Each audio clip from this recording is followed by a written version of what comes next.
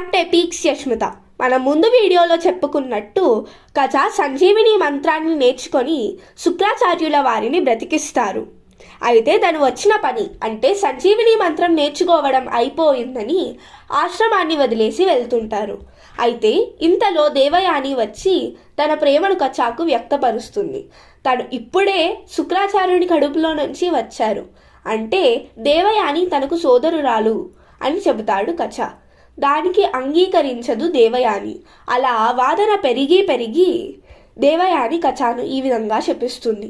నువ్వు సంజీవిని మంత్రాన్ని నేర్చుకోవడానికి నా హావభావాలను వాడుకున్నావు, అందువలన నీకు ఈ సంజీవిని మంత్రం ఎప్పటికీ ఉపయోగపడదు అని శపిస్తుంది దేవయాని.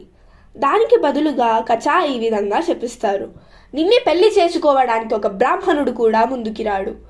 ఇలా అయిపోయిన తర్వాత దేవయాని వాళ్ళ మిత్రులతో స్నానానికి వెళుతుంది.